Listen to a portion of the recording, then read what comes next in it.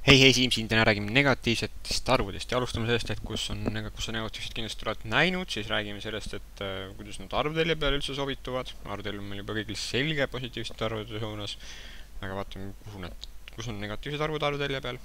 Siis vaatame ära, mis on siis iseloomulik negatiivsetele arvudele ja lõpuks oleme kõik rõõmsad ja teame, mis on negatiivne arv. Nii, aga kus me seda kindlasti siis kasutanud oleme? Kõigepealt on see, et kindlasti talvel oled sa kuulnud kas raadiost või siis telekast, et Jõgeval oli uus külmarekord, oli 34 kraadi külma. Nii, külma, aga suvel nüüd sa võid isegi mõnikord kuulda Eestis, et meil on 34 kraadi sooja. Aga kuidas see nüüd loogiline on, et 34 nüüd on väga külm ja 34 on väga soe, aga neil ei ole võimalik nüüd vahet teha, et kuidas, kui ma tahan nüüd oma sõbrale midagi öelda, siis ilmselgelt ma pean midagi veel ütlema, et teha vahet sellele, et nüüd on kas soe või külm, et sellepärast raadios mõnikord öeldakse külma, et see tähendab külma ja sooja. Aga nüüd, et iga kord ei peaks ütlema välja seda külma või sooja, et see oleks, see ei saa, matemaatikas on väga keeruline, kui sa hakkad iga kord välja kirjutama seda külma. Selle jaoks on välja mõeldud miinusmärk, ehk siis öeldakse, et selle külma, 34 kraadi külma tähendab sama, mis meil on miinus 34 kraadi seltsust. Ehk siis meil on miinus 34. Ma kirjutasin siia näed miinuse, et see märk endal meelde. See on samasugune märk nagu lahutamisel miinus, aga see pannakse lihtsalt siis arvule ka ette. Et see on miinus 34 kraadi seltsust, ehk siis. Aga kui me nüüd kirjutame selle sooja osa välja, siis tavaliselt kirjutatakse, ma ei tea, isegi plussi võib kirjutada, võib ka mitte kirjutada, on siis lihtsalt 34 kraadi seltsust, ehk siis me teame, et see on, no okei, see nüüd võrdub sama, mis on 34 kraadi seltsust. Nii. Ehk siis see on siis pluss, mis on soe, ja kui ma kirjutan miinus ette, siis läheb väga külmaks kohe. Järsult. Nii. Samamoodi räägiti kriisi ajal, et meil on 6,1% SKT-st riigi võlga, ehk meil on võlga.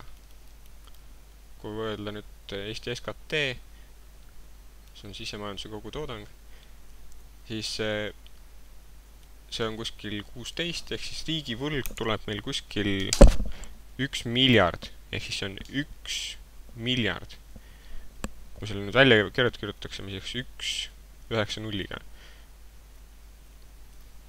Ja see on nüüd väga palju jäätiseid. Minu peas mõnikord ma arvutan jäätistes. Et see on peaaegu 2 miljardit jäätist, kui sa ostud neid odavamaid jäätiseid. Nii, ühesõnaga meil on nii palju võlga. Ja see, kui me võrdleme nüüd sellega, et kui nüüd Eesti riigi sisemajanduse kogutoodang oli 16 miljardit, see on siis 16 ja ma kõik need nullid ma teen suure M-iga märgin, ma hakkan nulle välja kirjutama. Et see tähendab, et meil on, või siis meil oli nii palju raha või sest käive oli nii suur. Aga see 1 miljard tähendab, et meil on puudu seda raha, eks me peaksime, tähendab, et keegi teine on andnud meile selle. Ehk siis see võlg tähendab, kui me nüüd võrdleme seda, et nüüd on 16 ja 1, see oli siis 1 M. Et kui me nüüd kirjutame mõlemad välja, siis me ei ole võimalik ja ütleme välja, et kui sul on 1 miljard või 16 miljardit, siis sa ei saa aru, kumb on võlg ja kumb ei ole võlg. Selle jaoks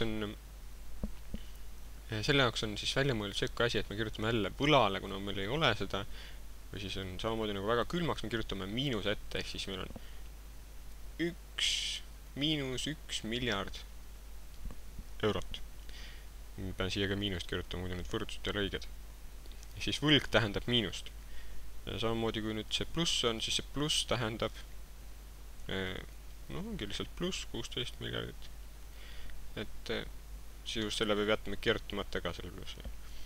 Ehk siis meil on miinus, tähendab, et meil ei ole, meil on puudu, meil on sooja puudu, võib ka nii öelda, meil on miinus 34, aga vaatame nüüd hüppame edasi, et kuidas nüüd see arvutelje peal see asi välja peaks nägema. Võtame arvutelje, meil on veel vana tuttav arvutelg ja paneme siia näiteks, no oleme kogu pannud nulli siia, aga seekord paneme nulli meelega kuhugi kaugemale teadlikult, kuna seda muidu ma ei saa negatiivseid arve väljendada, nagu sa varsti näed. Nii, ja oletame, et see pikkus siin on lihtsalt 10. Nii, ja üritame kirjutada siis need ära ka, mis siia 10, 20, 30, 40, 50 ja 60. Ja üritame leida üles selle sooja, meil oli 34 kraadi sooja, 30-40 vahel, natukene 30 poole kuskile siia, see on 34 kraadi sooja. Nii. Aga kus kohas on siis 34 kraadi külma? Meil oli siin 34 kraadi. Siis siin meil, et aru saada, kus need negatiivsed arvud on, siis meil muud ei olegi, et me siia poole ei saa minna, siis siia läheb suuremaks.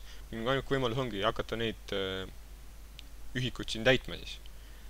Ja tegelikult ka sealt tuleb see, mitte sealt nüüd otseselt, aga nii saame ka defineerida negatiivsed arvud. Et negatiivsed arvud on, kirjutan siis järgiga, on nullist väiksemad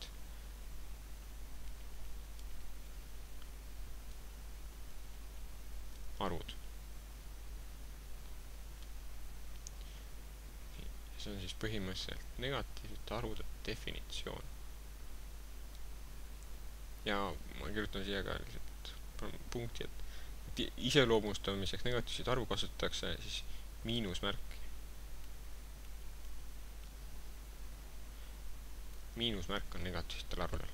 Nii. Ja nüüd lähmegi otsime üles selle külmakraadi, 34 külmakraadi. See läheb siis niimoodi. Iseloomustab miinusmärk, -10, -20, -30, -40, -50, -60 ja -70.